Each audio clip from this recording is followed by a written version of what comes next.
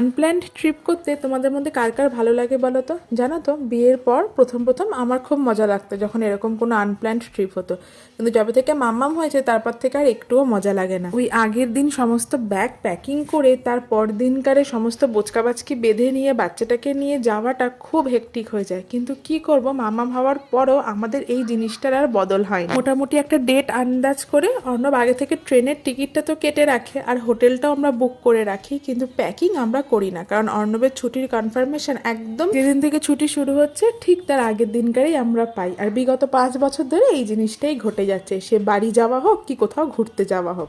এতদিনের ছবি ভিডিওগুলো দেখে তো বুঝতেই পেরেছো যে আমরা পাহাড়ের কোথাও ঘুরতে গেছিলাম। আর শীতকালে ছোট বাচ্চাকে নিয়ে পাহাড় যাওয়া মানে একটা বিস্তর প্যাকিং তো করতেই হয়। তাও এটা আমাদের বেশি দিনের ট্রিপ ছিল না, ওই যাতায়াত মিলিয়ে 4 দিনের ট্রিপ, তাই খুব একটা বেশি প্যাকিং করতে হয়নি।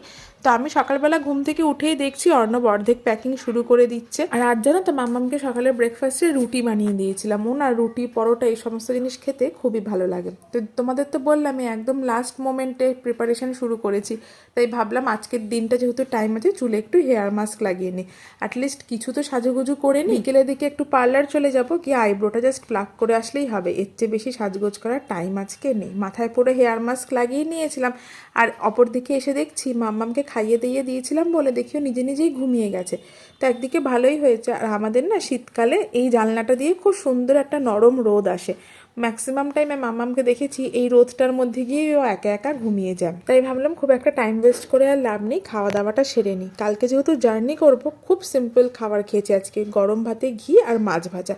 মাম্মাম দেখি তখনও ঘুমাচ্ছে, তাই ভাবলাম বাকি যে সমস্ত কসমেটিক্সের প্যাকিংটা আছে সেইটা আমি কমপ্লিট করে নিই, কেননা মাথায় হেয়ার মাস্কটা শুকাতেও টাইম লাগবে। তো এইগুলো কমপ্লিট করে নিয়ে তারপরে না হয় গিয়ে চুলটা ধোবো। যতই 3 দিন 4 দিনের ট্রিপ হোক, আমাদের মেয়েদের এটা ওটা নিতে নিতে কিন্তু জিনিসপত্রটা বেড়েই যায়। এই দেখো কয়েকটাই জুয়েলারি নিয়েছি, তাতে এই ছোট্ট বক্সটা ভরে গেছে। কসমেটিক্সের প্যাকিংটা সেরে নিয়ে এম ক্যাফিংয়ের এই যে বডি স্ক্রাবটা আছে এইটা দিয়ে না একটুখানি বডিটা স্ক্রাবও করে নিলাম। আর তারপরে একটু চলে গেছিলাম বিকেলবেলাতে ডাক্তারের কাছে। আসলে একটা শীতের জায়গায় যাব, সেগুলো একটু ডাক্তারবাবুকে দেখিয়ে নিয়ে জেনে নিলে আর কি সুবিধা হতো। তো ডাক্তারবাবুকে এমনিতে ওকে একটু চেক আপ করে নিলাম, কারণ মামামের না পেটটা একটু গড়বড় করছিল।